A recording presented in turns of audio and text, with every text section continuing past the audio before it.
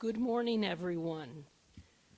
Provost Poprstik, Dr. Penchesnikov, our esteemed guest speaker, and colleagues, welcome. A warm greeting to the family members of the class of 2029.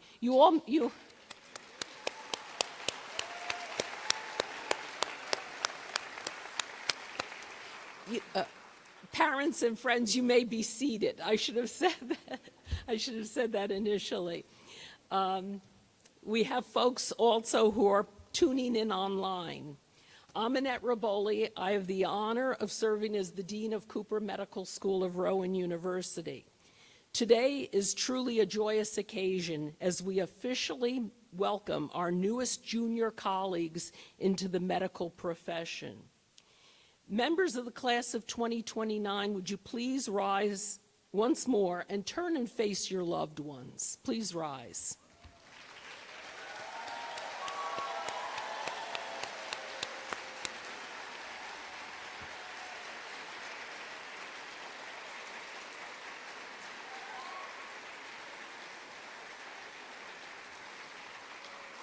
So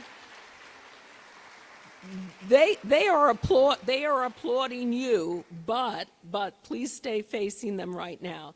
These are the individuals who have supported, nurtured, and encouraged you throughout your journey thus far. So please take a moment to show them your appreciation with you giving them a round of applause.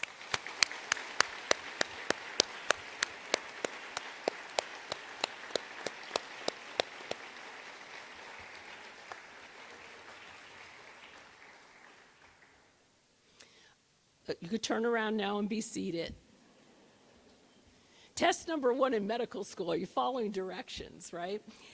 So I'd like to begin by recognizing a few of our distinguished guests, and I'll ask them to stand and be recognized.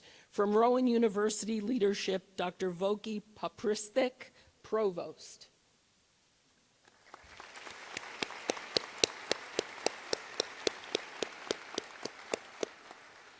And from our primary academic affiliate, Cooper University Healthcare, Dr. Eric Cooper-Smith, Senior Vice President and Chief Physician Executive.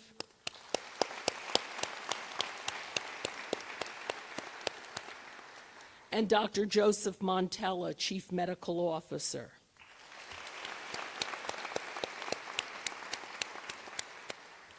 I now ask the following groups, whose commitment is vital to the success of our mission, to please stand as you are acknowledged. Our CMSRU Assistant, Associate, and Senior Deans.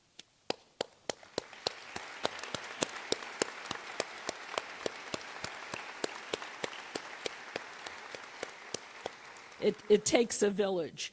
Our department chairs.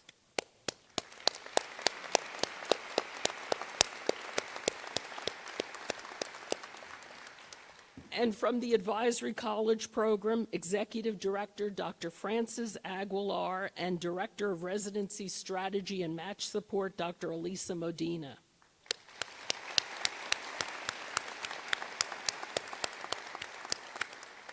And finally, last but not least, our dedicated college advisory directors.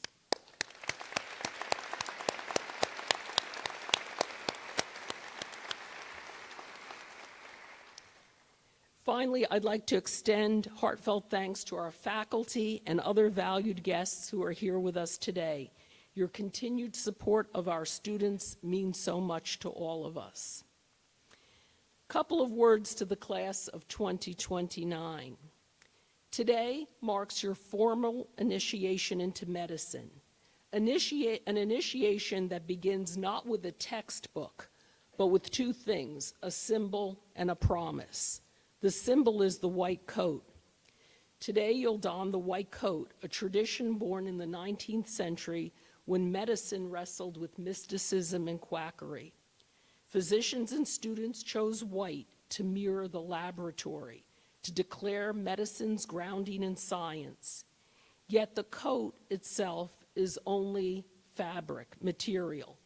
What truly matters is how you fill your coat with knowledge, integrity, and compassion. Pinned to your lapel is a gift from the Arnold Gold Foundation. More than a decoration, it's a reminder about humanism.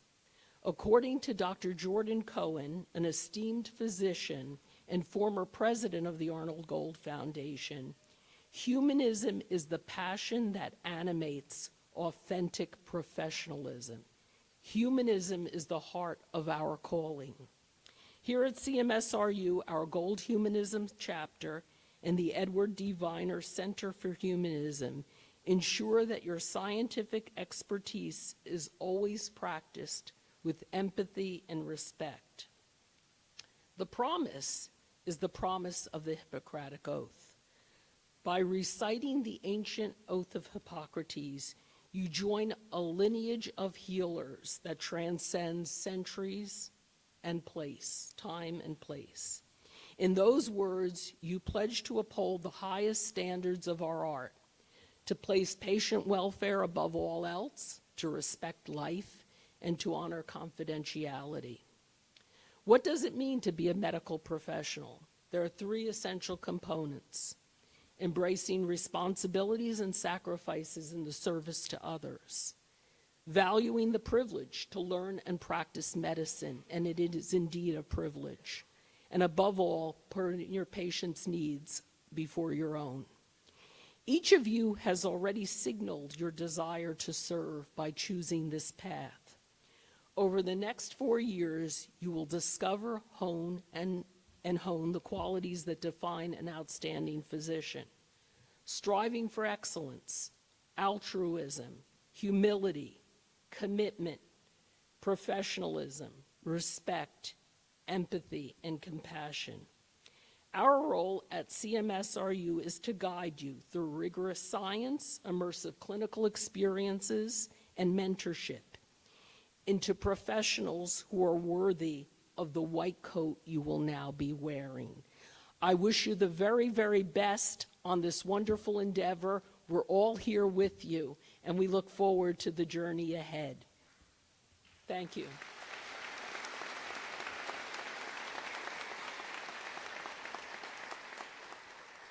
Now it is my honor to introduce Dr. Voki Papristik, Provost of Rowan University. CMSRU is proud to be a part of Rowan University. Over the last decade, Rowan has soared to new heights nationally. It's been on a meteoric rise in our nation.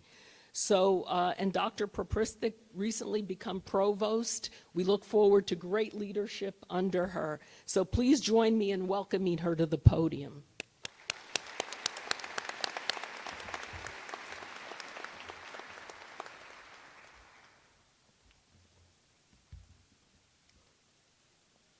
Thank you. Good morning, everyone. It is my privilege to welcome you, our newest class of 118 future physicians, to Rowan University. Today marks an important step in your journey at Cooper Medical School of Rowan University, CMSRU, and I'm truly pleased to share this special moment with you and your families. As you may know, you are joining an institution that is on the rise. Rowan is the third fastest growing public research institution in the nation and is one of only 2 universities in the United States to grant 3 medical degrees: the MD, DO, and a degree in veterinary medicine. Choosing to attend Cooper Medical School at Rowan University is one of the best decisions you'll ever make. CMSRU is the proud recipient of the Spencer Forman Award and has been recognized by U.S. News and World Report for primary care research and being one of the most difficult schools to be accepted into. Congratulations.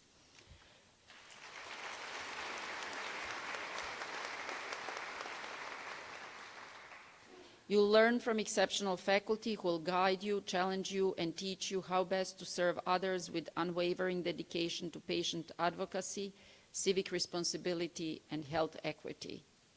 Also, there is no better place to put theory into practice than here at CMSRU and its home in Camden.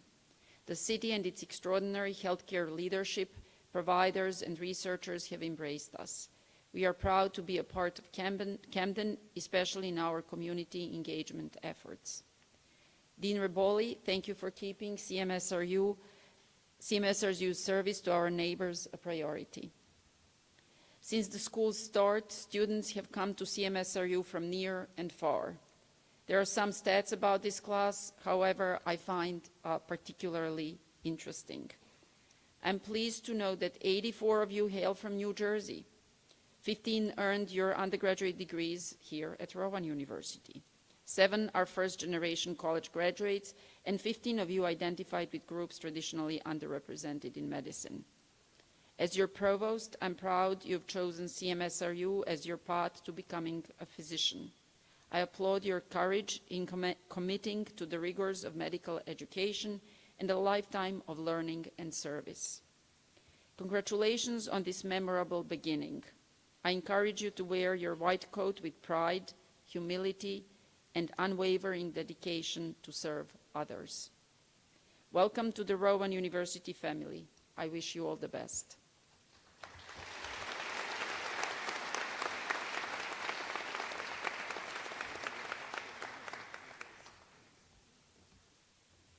Thank you, Dr. Popristik, for those wonderful words of greeting. We appreciate it.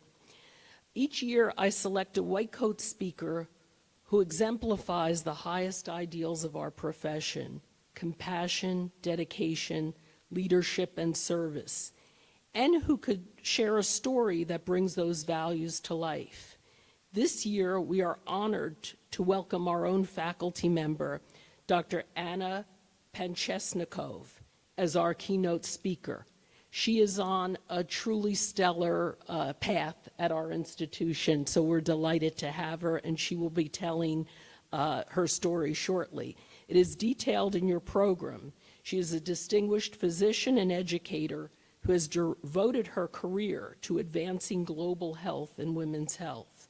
She serves as an assistant professor of obstetrics and gynecology. She is the director of the Center for Global Health and Global Health Education and director of our Global Health Scholarly Concentration at CMSRU. Through her clinical work, academic leadership, and international outreach, she inspires students to think beyond borders and approach medicine with empathy and cultural humility. We are privileged to have her with us today to share her perspective and to inspire our class of 2029 as they take this first important step in their journey toward becoming physicians. Please come forward.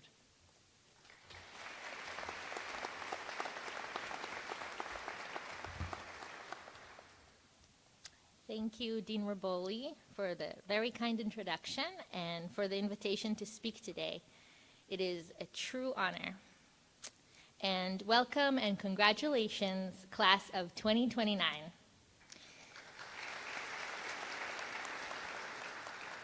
And to your families and friends, thank you for being here.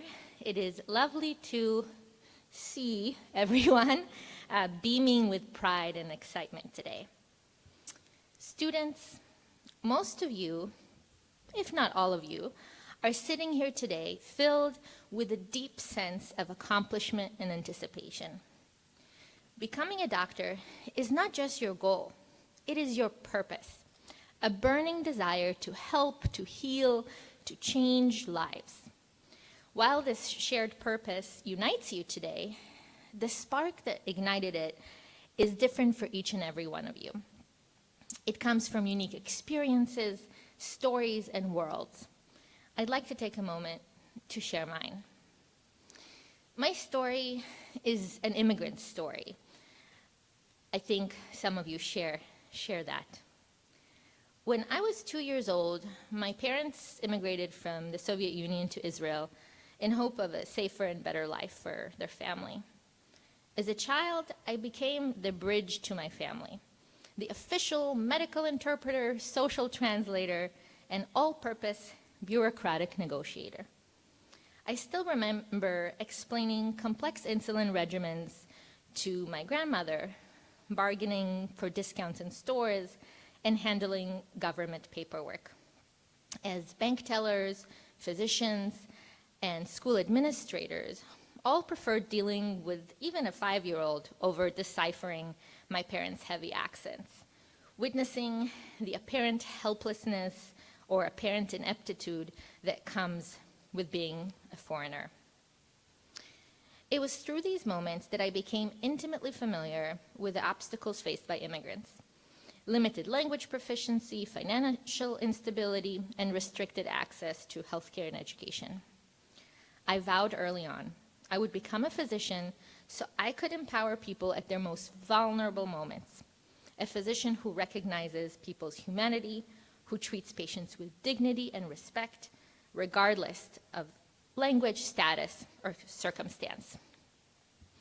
At age 15, I immigrated again, this time to the United States, without my parents. And once again, I found myself navigating a new world of cultural, linguistic, and financial challenges. I lived in New Mexico with my aunt, worked full-time while finishing high school, surrounded mostly by Spanish-speaking co-immigrants, many of them undocumented. I realized then that even though we were all immigrants, our paths were vastly different. I had the privilege of legal status. I could work, get paid, apply for scholarships. From a tough public school, I earned a full scholarship to a private preparatory school and then to college. My early morning waits in long lines at free clinics, dental and medical, were numbered. I had access, opportunity, and a chance to integrate into the American dream. I came to understand that my purpose wasn't just to translate for my family, but to become a bridge for others, for immigrants, for patients with limited English proficiency, and for the underserved. And I knew I would achieve this purpose through medicine. At the time, I didn't know it, but this sense of purpose, this burning why, isn't just emotionally enriching. It is, in fact, biologically protective. Research shows that people with a strong sense of purpose live longer and healthier lives. Purpose reduces the risk of heart disease, stroke, Alzheimer's disease, depression. It improves diabetes control, shortens hospital stays, and even lengthens your telomeres. Yes, it can literally slow cellular aging. Purpose is right up there with not smoking and eating your fruits and vegetables. And purpose doesn't just help us live longer, it helps us live better. People who pursue a deep purpose, eudaimonic goals, such as growth, relationships, and community, report higher satisfaction and self-esteem than those chasing short-term, more superficial goals, if you will, hedonic goals, like fame or wealth. In fact, students who focus on eudaimonic goals tend to do better academically and professionally, not because they are trying to check boxes, but because they are genuinely invested in learning, growth, and service. This translates not only to happier lives, but also to more meaningful and successful careers. It certainly translated into success and meaning in mine. I am quite certain that all of you relate to this in some way. This why, your sense of purpose, is what got you through the pre-med gauntlet. The tough classes, the late nights, the exams, the rejections, the sacrifices. After my second kidney stone while studying for the MCAT, true story, I still ignored the pain, urinary urgency, and even hematuria, or peeing blood. When I didn't get research scholarships the first or second time, I kept writing mentors until I finally landed one in Puerto Rico studying perinatal HIV prevention, which changed the course of my life. I studied abroad in Brazil and Spain in public health program to further master Spanish and Portuguese skills and immerse in different cultures for a full year, despite the raised eyebrows of my pre-med classmates. I completely ignored my college pre-med advisor when she suggested I delay my application because I was a weak applicant. I thought, what does she know about a life of immigration, struggle, and perseverance? It turns out that most of my actions, motivated by this early purpose, led to triumph. not the ignoring peeing blood part. That was just stupid. I applied and was accepted to the Fulbright Fellowship. My second MCAT score showed great improvement after my kidney stone was no longer an issue. I became fluent in multiple new languages, and I excelled in my pre-med and liberal arts classes while working three work study jobs. When I finally started receiving medical school acceptances, despite my advisor's concerns, I was ecstatic. This is what it feels like when your purpose starts to come true. No matter the odds, I will become a physician.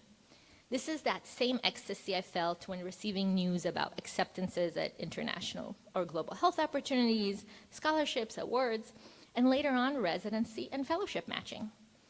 That is that same ecstasy you must be feeling now.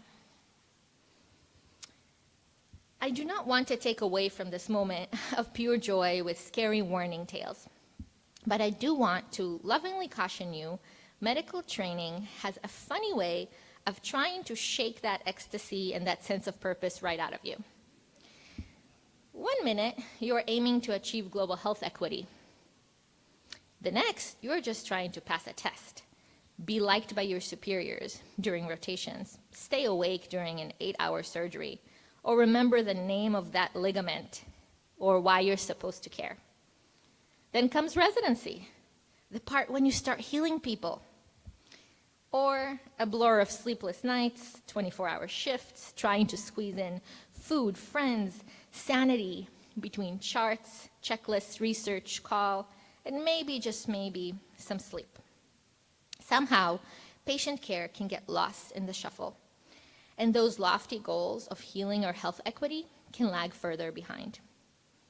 And finally, attendinghood, the light at the end of the tunnel, right?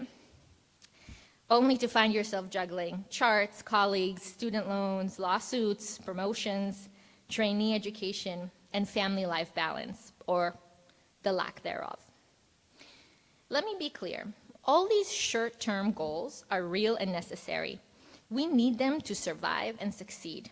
We must study. We must do well, get into residency to proceed to the next step. But if we do not periodically reconnect with our why, our purpose, we may lose our way. So when you fail a test, don't get into your dream residency, a patient yells at you, or worse, you get a bad review from a medical student, remember, this is not the sum of who you are. Those short-term measures, no matter how essential, are not your purpose. In medical school, I had my own seasons of struggle. I compared myself to many talented colleagues. My dad had a heart attack, my mom battled depression, and I was just trying to pass step 1. But there were also glimmers and reminders of purpose and meaning, that early purpose I was talking about. Interpreting for Russian, Spanish, and Portuguese-speaking patients, I felt I was making a difference using the skills that I do have. Connecting with Dominican and Brazilian families on my rotations, as we spoke about their hometowns, reminded me the value of my worldview and my experiences. Participating in activities that focused on immigrant health, I felt connected to my past and to the people that I met. Going for a 5th research year for another perinatal HIV prevention study in the Dominican Republic, the DR, meant a deeper connection to a country and a people I now consider a second home, and deepened my commitment to the global health field. And even going dancing with a Brazilian community in Boston just made me happier and more fulfilled. These weren't just extracurriculars. They were reminders of my why, the pillars of my purpose. These activities deeply enriched my medical school experience, taught me about different cultural expressions, and how our histories affect our health. Reminded me that local is global and global is local. One does not need to travel to be engaged in global health, and instilled in me the understanding that a global health career starts with many years of humble learning and immersion. That as a medical trainee, I cannot and should not strive to heal, help, or save anyone. especially not people living in circumstances that are far from my own. In the US, I met many immigrants from diverse backgrounds. I connected with them over similarities in our experiences and marveled at our differences and what they meant to their health and well-being. In Puerto Rico, then Brazil, then the DR, I met many young pregnant women navigating the perinatal HIV prevention world.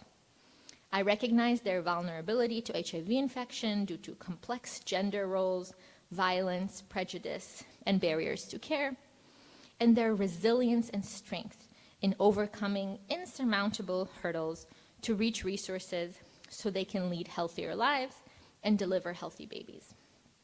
I quickly realized that patients' knowledge of perinatal HIV prevention resources, the focus of my initial research, is actually quite high, and pivoted to study physicians' access and adherence to perinatal HIV prevention guidelines on a national level.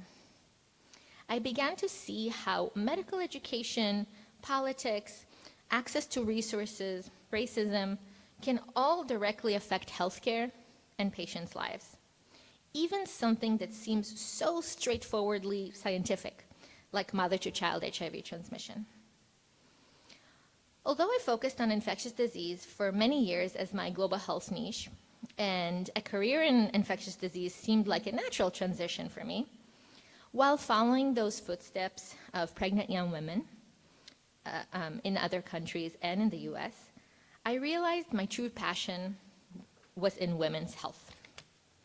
When I started OBGYN residency, I again realized, to my initial horror, that I was not quite so passionate about obstetrics. I was not going to become an obstetrician. And in fact, my passion lay in complex gynecologic surgery and improving women's quality of life through, as it turns out, a focus on pelvic floor disorders, the marvelous world of urogynecology and pelvic reconstructive surgery. Pivoting was not easy. I had spent nearly a decade on perinatal HIV research, carefully cultivating this niche and becoming somewhat of an expert as I could in the topic. But just as it can lag or hide, purpose also evolves. In residency, I continued my global and so-called glocal health work through different projects focusing on immigrant and refugee health. At the end of my intern year, when I was almost ready to admit to the seeds of burnout, I had a unique opportunity to collaborate with an attending interested in introducing urinary incontinence procedures to low-resource settings. After a bit of probing with my pre-existing network in the DR, we started with a pilot weekend urogynecology workshop in a local public hospital aimed at OBGYN residents and attendings. This expanded into clinical evaluations and eventually to offering 7 or 8 surgeries to women suffering from urinary incontinence from low-income settings, all while teaching and training those same local physicians. The program grew, transformed, reformed into one of my greatest and most proudest accomplishments thus far. A longitudinal urogynecology education initiative with lectures, journal clubs, simulation training, and hands-on clinical and surgical training supervised by international experts, focused on increasing urogynecologic education in low-resource settings, and thus expanding access to pelvic floor care for women in the region. All this through international multidisciplinary collaboration and partnerships. This initiative became my lifeline during residency and then fellowship. It helped me stave off burnout, not by eliminating the grind, but by giving the grind some deeper meaning. After all, I wasn't going through residency, just to get into fellowship or other short-sighted goal. I was learning to become an excellent gynecologic surgeon and an expert urogynecologist, because that was the only way that I could actually serve, heal, teach, and train. A way to advance from a pure program coordinator to a true leader, teacher, and expert. Of course, there were setbacks, bureaucratic delays, broken equipment, night shifts followed by grant applications and international phone calls. Some fellowship interviewers even criticized me for wasting precious study time during residency on global health endeavors instead of becoming an excellent resident. My co-residents, affectionately I hope, called me hypomanic on some occasions. Vacations, electives, free time was focused on developing this program. Oh, and remember COVID, that little pandemic that hit the world and made all elective medical fields and procedures feel completely irrelevant and made international travel a distant dream? Through it all, I would sometimes ask myself, why am I doing this? Today, looking at my trajectory and the future of this global urogynecology initiative, I am mostly hopeful and proud. Yet I still find myself asking that existential question periodically. Hey, no one said that purpose always gives you the answer. Of note, it was through this budding global health program that I also found another purpose, my urogynecology career, a career that is focused on listening to women's most ignored and taboo concerns and bringing back their quality of life and dignity. A focus, I might add, not limited to the office or operating room, as if you sit next to me in a restaurant or socialize with me in a dinner party, I will probably talk about urinary leakage and vaginas about 95% of the time. My story and purpose does not conclude there. When I joined Cooper and CMSRU about a year and a half ago, I had the opportunity to build something new, a Center for Global Health Education. Through now decades of global health involvement, research, program development, community engagement, I slowly realized that the importance of focusing on ethics and sustainability in the field. The global health field has reached such a level of growth and popularity in recent decades. By the way, if any of the parents or grandparents here don't know what it means, firstly, I apologize about the first 10 minutes of my speech. And secondly, just ask your kids. More than 80% of medical students express strong interest in the field of global health, and most universities and medical schools today have a global health program. That is no surprise, as global health provides many advantages. Unfortunately, this exponential growth in global health interest and engagement happened without much regulation, guidelines, or academic rigor, and thus is too prone to concerning challenges. Potentially limited impact, inappropriate allocation of already scarce resources, unbalanced relationships between high and low resource partners, questionable quality and efficacy of medical care provided by trainees or faculty members who are unfamiliar with local health needs, culture, and systems, and fundamental ethical questions about patient consent, privacy, and autonomy in a low resource setting. Together, with incredible support from visionary leaders such as Dr. Raboli, we are proud to develop a Center for Global Health that is refocused on the true meaning of the field, achieving global health equity through collaboration, reciprocity, and community engagement, both locally and abroad. We've launched a global health scholarly concentration with 3 inaugural students who started this past year. We are building a global health elective to standardize the process, and establishing a home for faculty, staff, and those of you who are already involved or want to learn how to serve ethically and sustainably in the common purpose and vision of global health. We have a lot of work to do.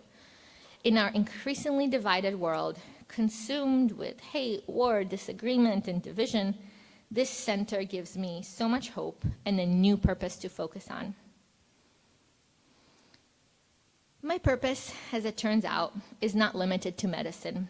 Along the way, I discovered a plethora of meaning and diverse purposes. To be a devoted and loving wife to my jazz musician husband, Eitan, who attentively listens to my vagina talk and teaches me new skills like patience and spontaneity. to build a home together based on love, communication, kindness, and joy.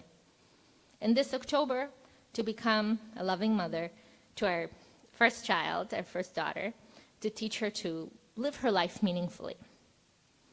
To support my parents, now in their 60s and 70s, going through their second immigration in the US, working entry-level jobs, despite their engineering degrees, but with respect and pride.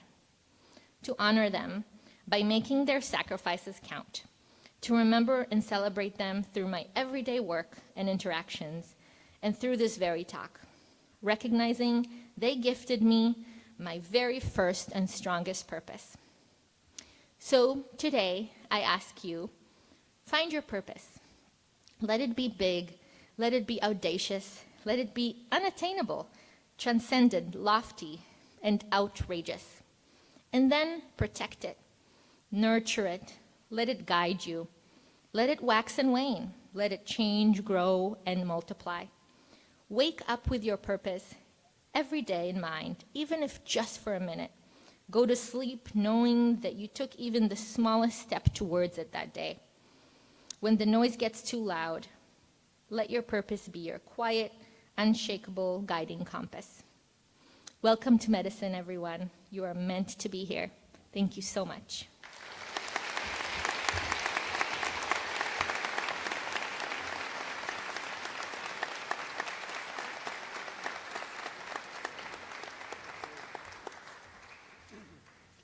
Thank you so much for sharing your personal journey and introducing a bit of humor to it as well. And thank you for inspiring our students and really all of us. We have a small gift here as a token of our appreciation. Thank you very much. Thank you so much.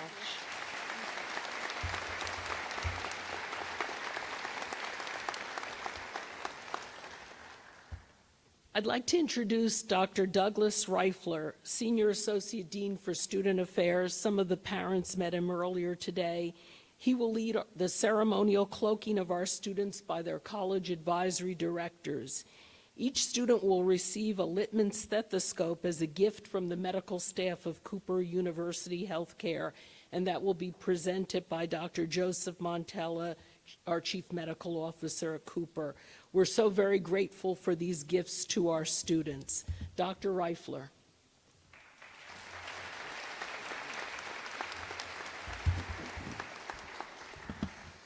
All right, thank you, Dean Riboli and Dr. Montella. Good morning. As we commence with the cloaking part of our white coat ceremony, we ask that everyone please remain seated. We have a professional photographer who will photograph each student, and we will provide free access to the photos to allow you to download and print them. CMSU's advisory colleges are learning communities that are designed to enhance connections and relationships between students and a familiar group of faculty who will have regular contact with them throughout medical school. They provide social support and non-evaluative spaces for conversations about the professional identities the students will develop, including how they will bring their personal values into the profession, advising on specialty and career choices, and more. Each college includes 1/4 of the 4 medical school classes, so they also connect students with near peers in other classes. They're named for historic figures in medicine. They have identifiable colors and crests. You can see some behind me, t-shirts, pins, and other swag. Students vie for points in a year-long competition known as the College Cup, which includes athletic events, service, and other activities that build community. We underscore these supportive connections here by inviting the college lead faculty to help the students don their white coats. So the directors for the Elizabeth Blackwell College, today represented by Dr. Jonathan Pan, will proceed to the cloaking area, and the students in Blackwell, please line up to my left, and I will move to the name reading podium.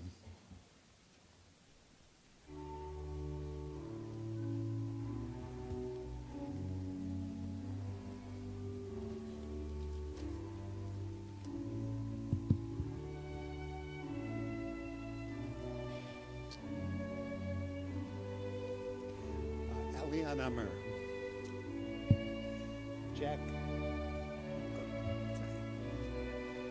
Jack Applebaum. Oh, please. Okay, Jack Applebaum.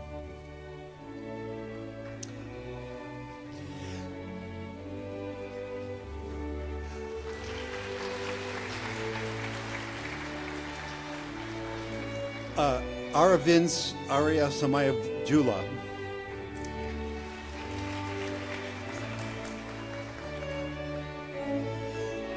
Amishi Esthana.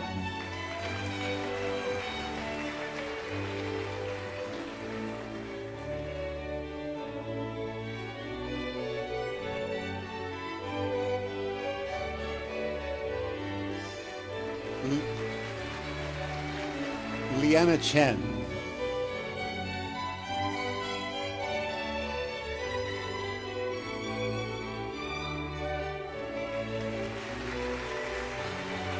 Alexandra Coleman.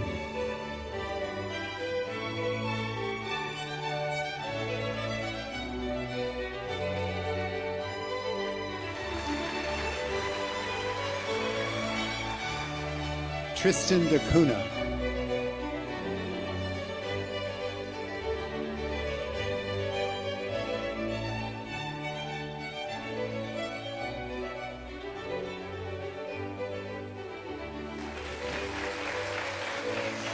Mila Edwards.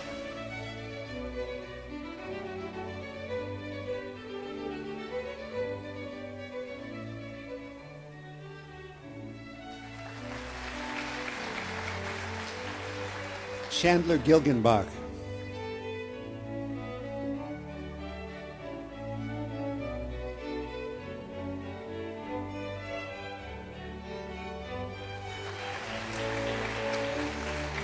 Katie Gettle.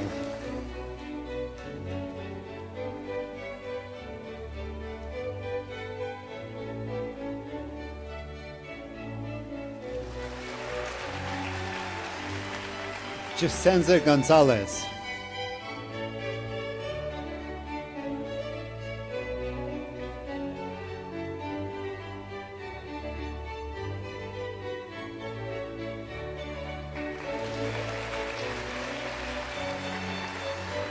Kenyon Graham.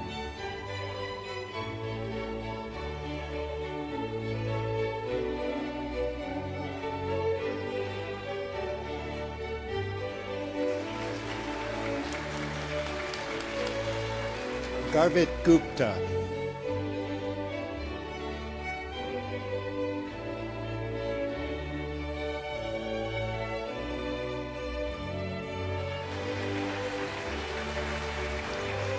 Semi Asun Khan.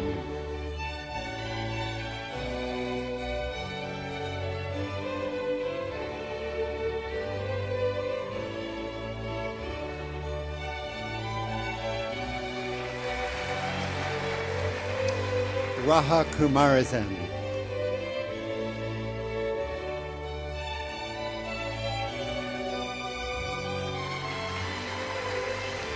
Frederica Levine.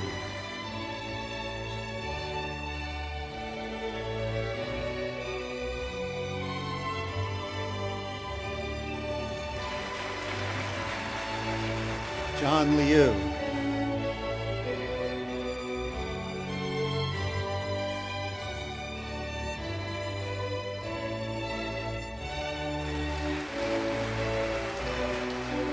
Charles Moscovito.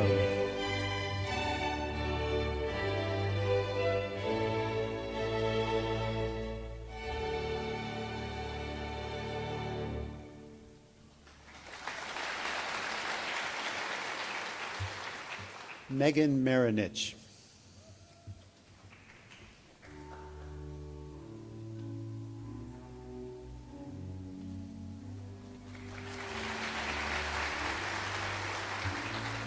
Jackson Malone.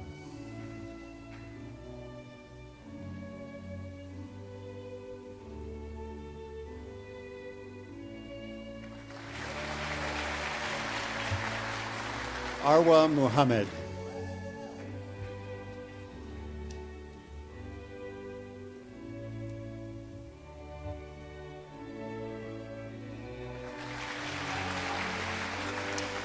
Ushwarya Mukundan.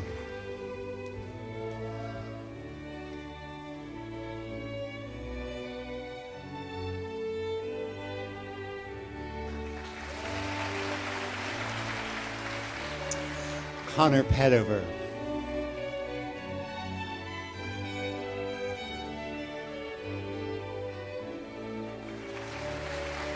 Ruhan Patel.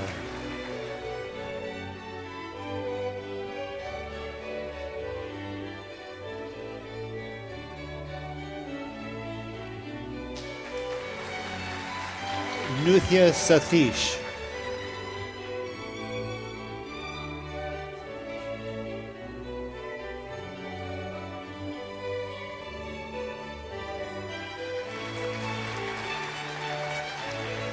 Matthew Stone.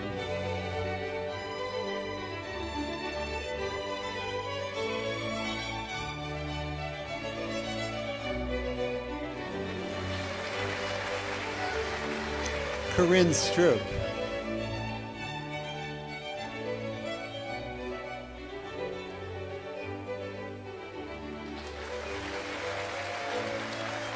Abigail Tillingast.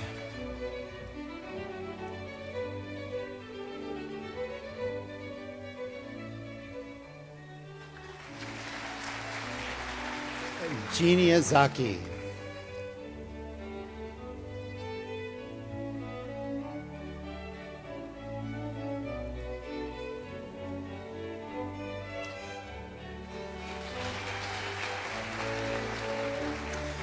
So that's the Blackwell College. Now the directors, thank you, Dr. Pan. Directors for the Harvey Cushing College are today represented by Dr. Sam Bader and Adam Green. Sam Bader, sorry. Cushing College. The first student is Anita Adula. Anika Adula, sorry.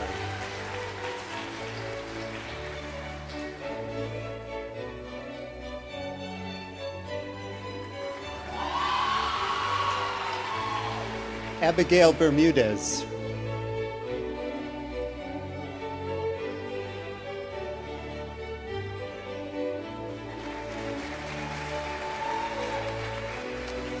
Vanny Bagat.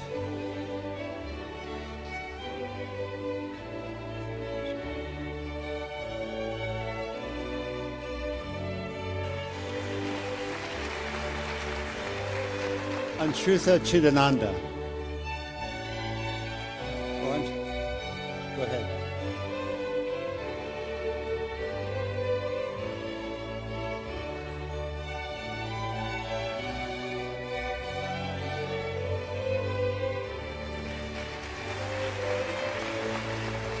And Nina Caprice.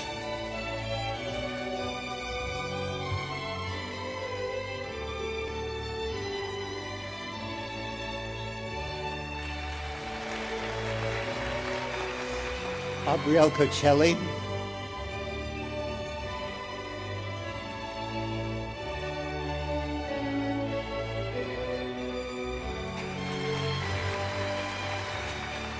Kareem Dar.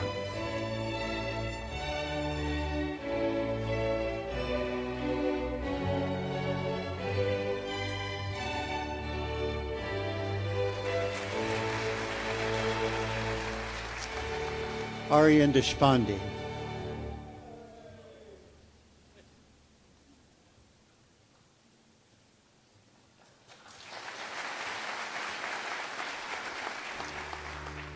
Ishan Doshi.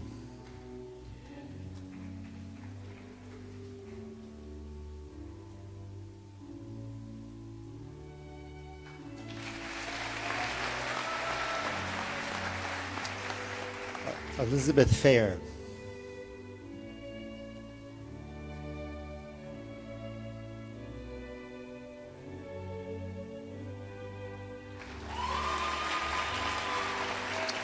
Anthony Fiore.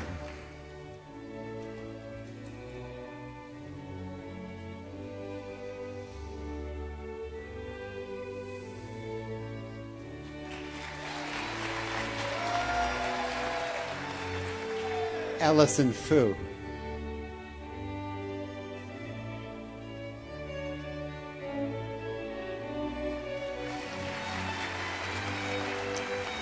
Tegvir Gill.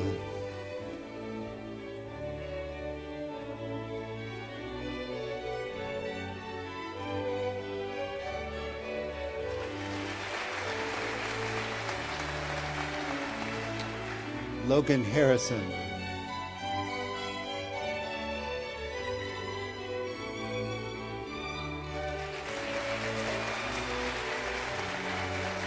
Leah Kellerman.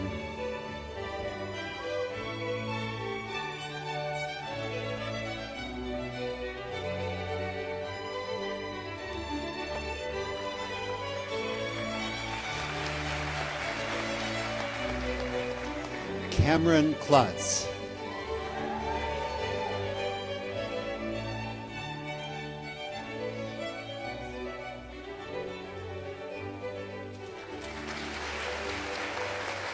Shreyas Menon.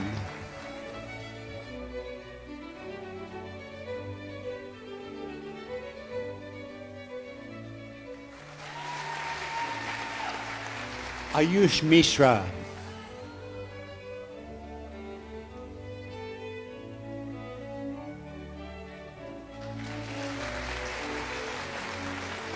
Jacob O'Connell.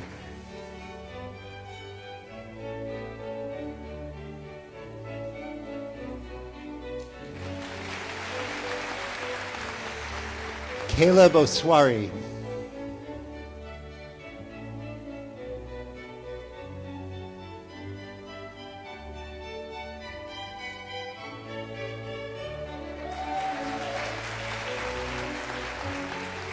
Isabel Pappas.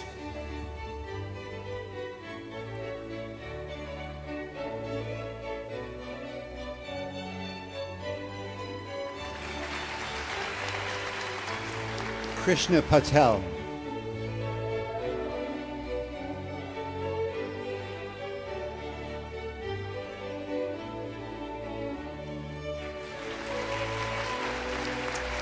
Christopher Rivera.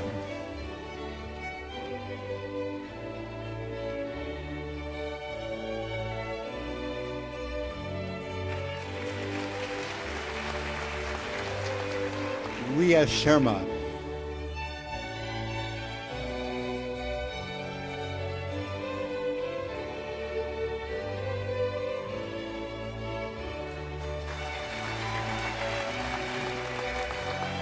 Lily Sirover.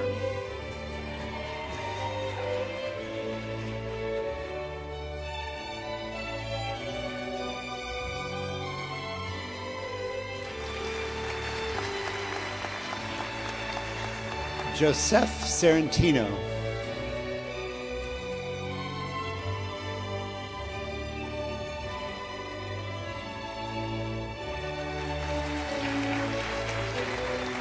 Kate Tantillo.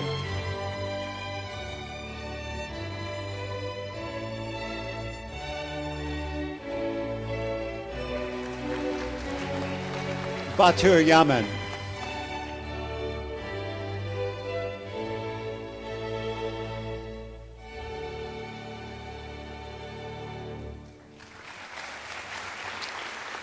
Eileen Yang.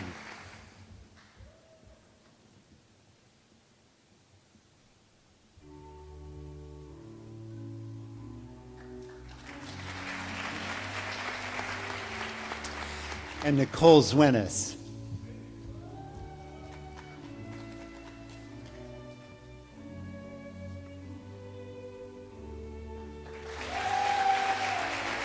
Thank you, Drs. Green and Bader.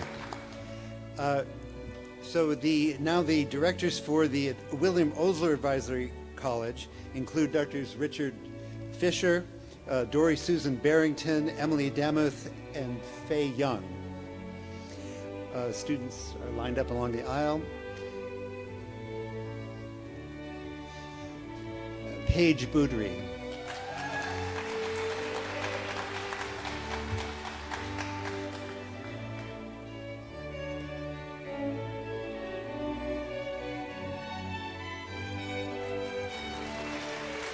Rachel Blumberg.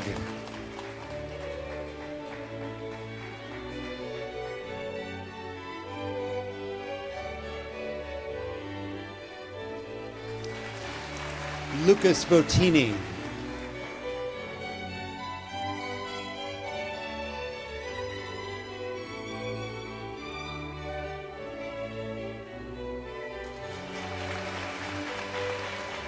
Emily Chung.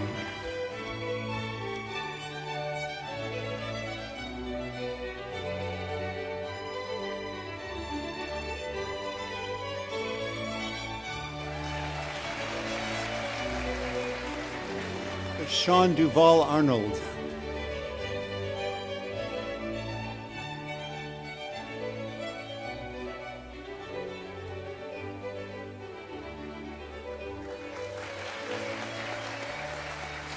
Abdul Latif Sheikh.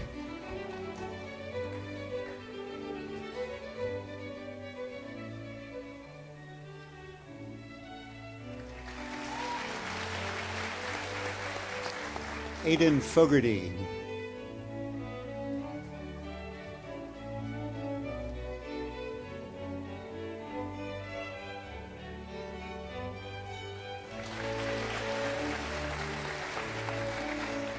Julia Funk.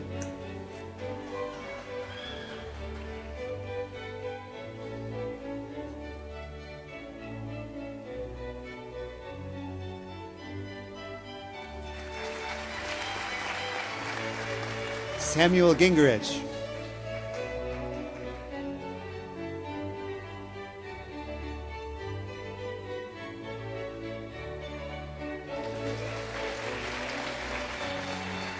Jihoon Ha.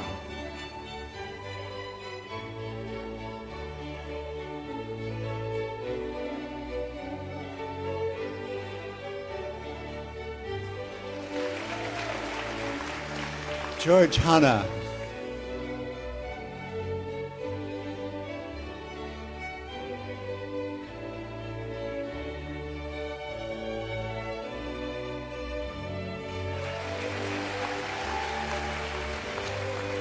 Joseph Heitzman.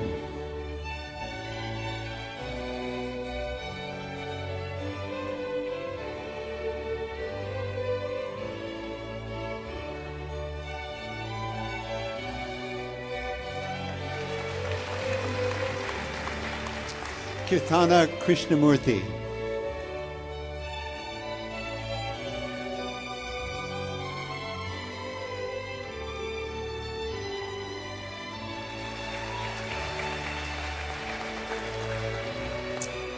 Tarun Kumar.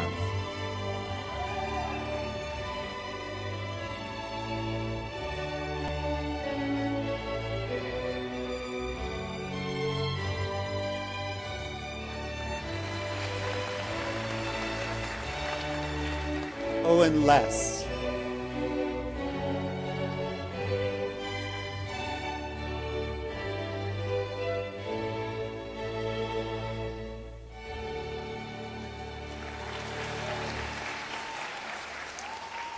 Eric Mugalian.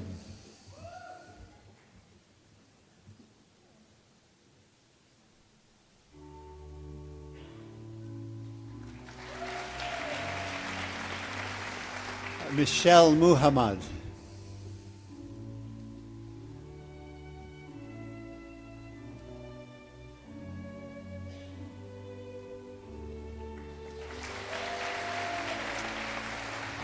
Jessica Morosky.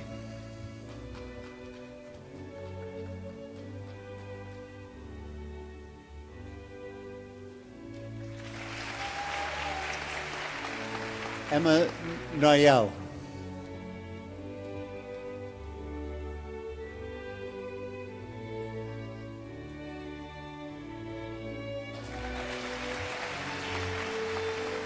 Saren Palacio.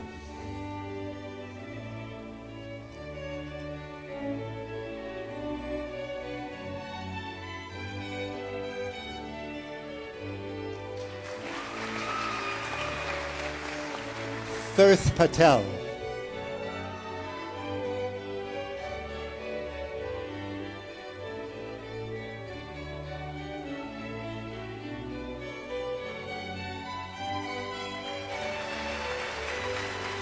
Amrita Pillai.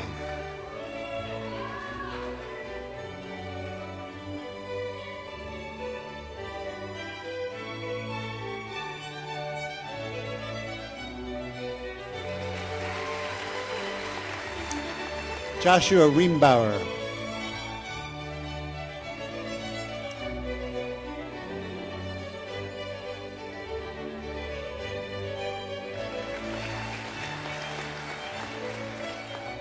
Anika Sharma.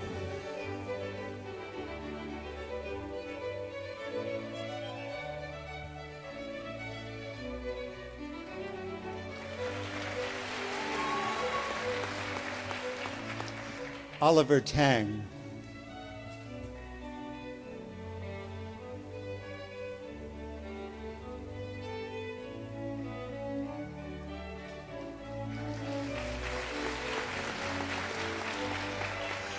Abhijay Tataneni.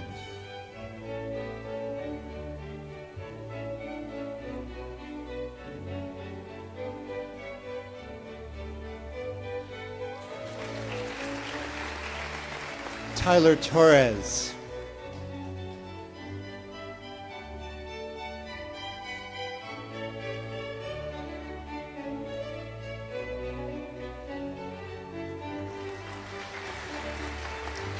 Joseph Trujillo.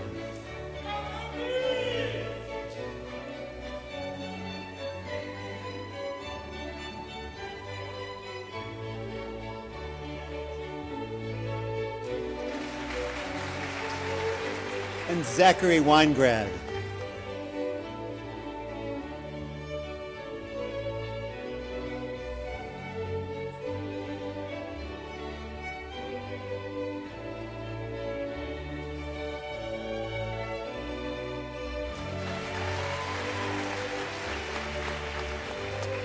That's the Osler College. Thank you to Drs. Fisher, Barrington, Demuth, and Young. Directors for the Benjamin Rush Advisory College include Dr. Nicole Torigno, Lindsay Gillespie, and Vinay Srinivasan. Grace Aboud.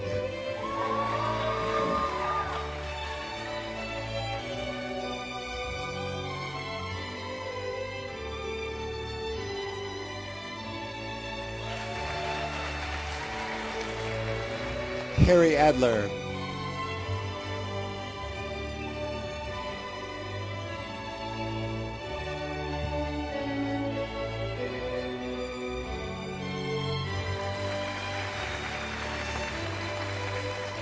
Hayal Amin.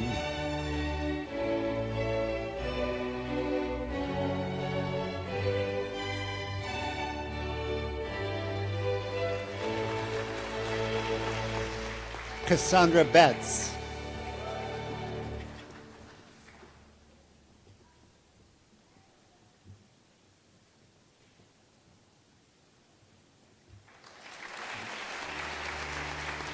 Matthew Bird.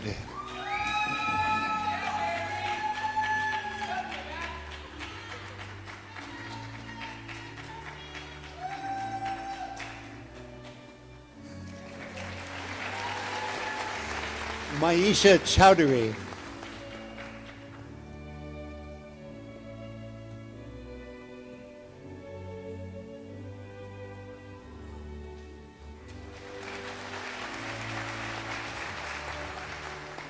Evan Cirone.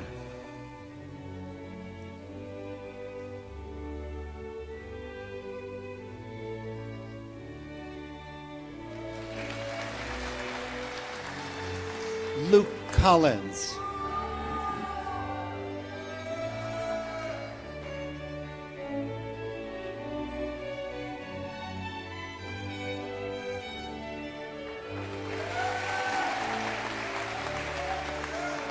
Willow Davies.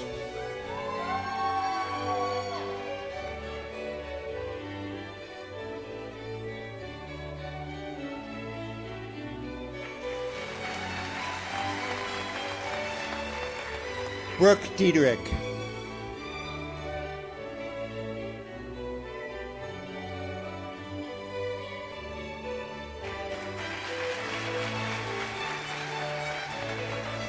Adam D'Souza.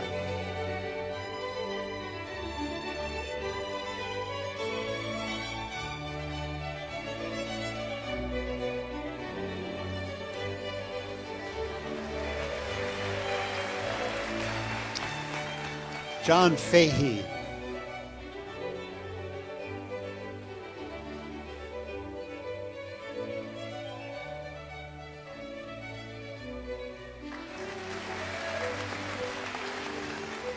Stephen Ha.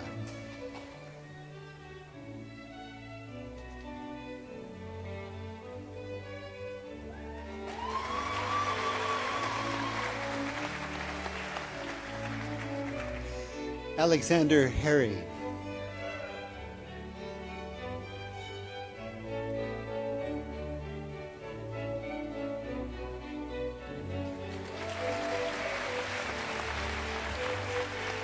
Danny Hernandez.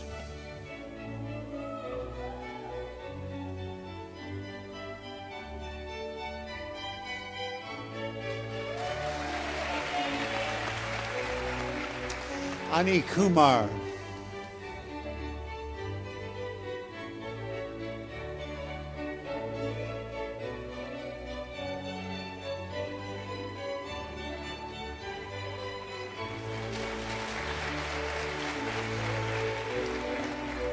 Elizabeth Landis.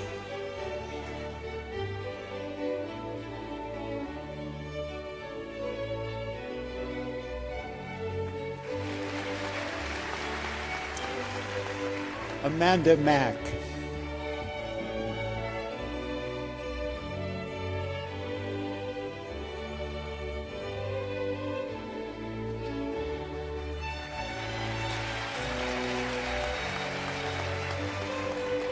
Julia Maloney.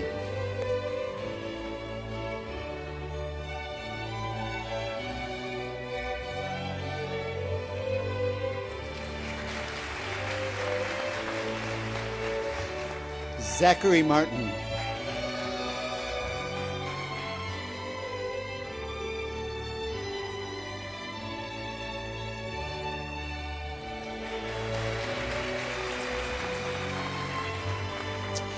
Priya Modi.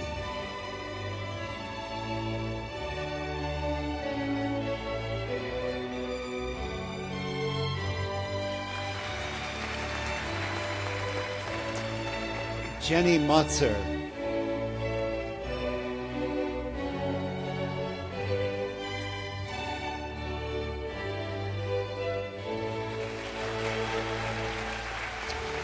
Shivam Patel.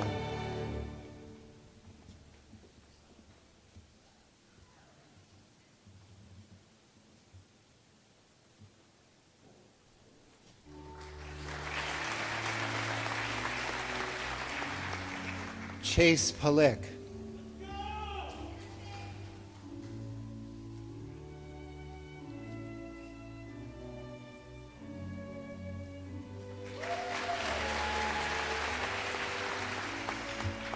Vama Shah.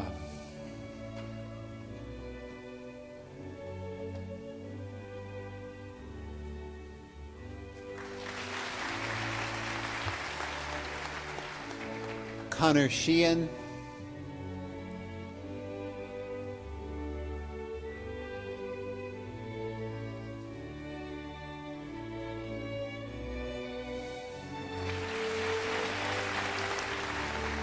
Mark Testa.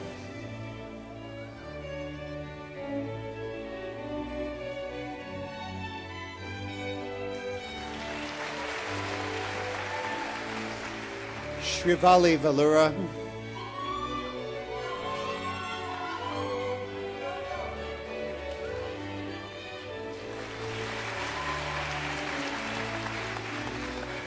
Miguel Vera.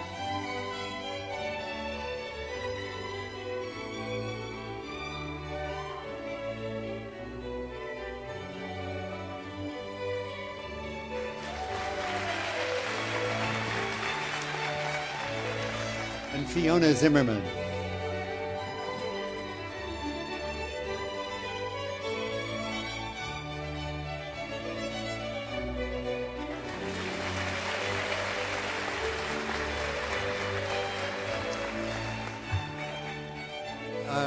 And that's the Osler, or the college, Rush College, I'm sorry. Thank you to Drs. Tarigno, Glaspie, and Srinivasan, and congratulations to the class of 2029.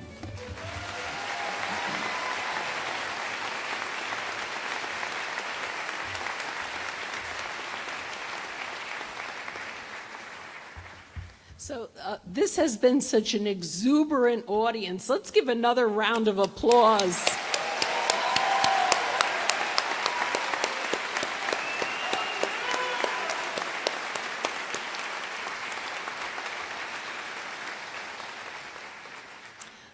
The next step is the promise. And usually we've set some traditions. Dr. Bill Coker, our Senior Associate Dean for Admissions, and a wonderful master educator, great colleague, great friend, is usually here to administer it.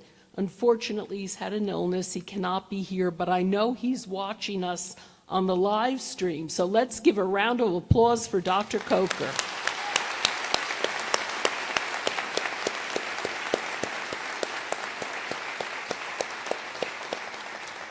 After all, each one of you, he's responsible for bringing you here, so you should realize that.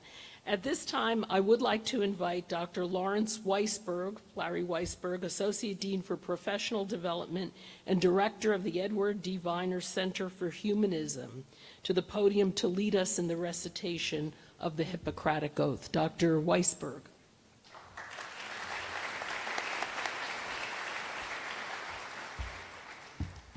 Thank you, Dean Riboli. Members of the class of 2029, please rise.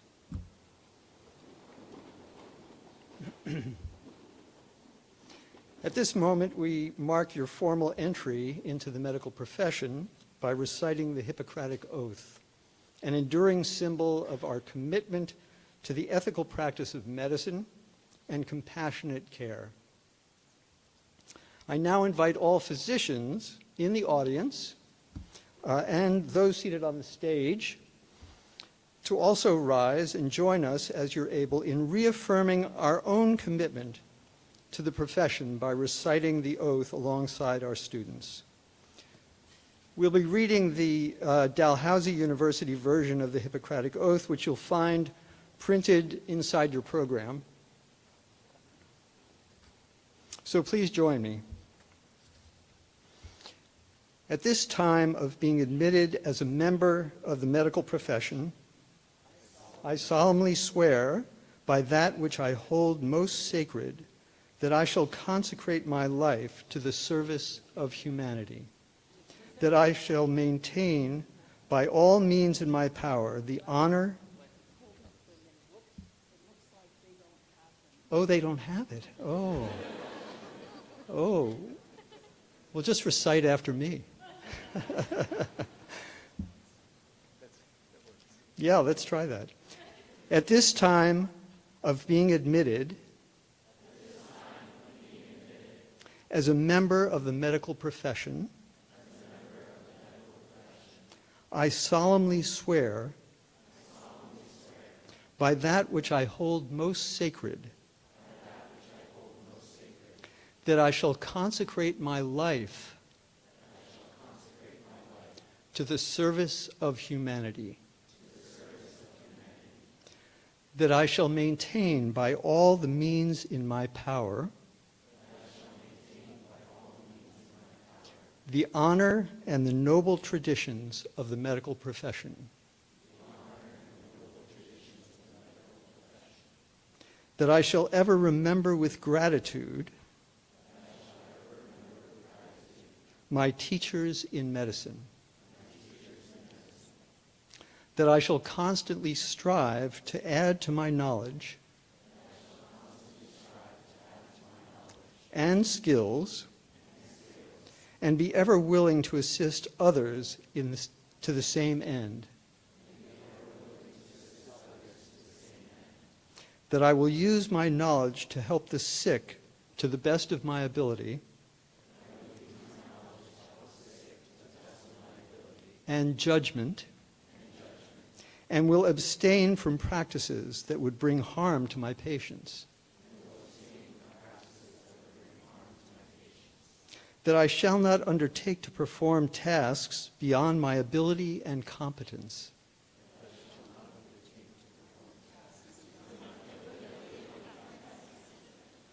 let's try that again. that I shall not undertake to perform tasks beyond my ability and competence. That's great. And that in the practice of my profession, I shall preserve inviolate the confidences of my patients. These promises I make solemnly, freely and upon my honor. Very nice.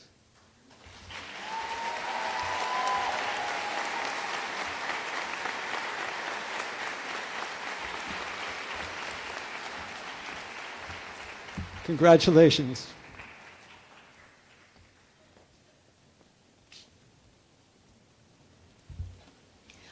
I'd like to once again thank our honored guests, and a special thank you to our speaker, Dr. Penchesnikov.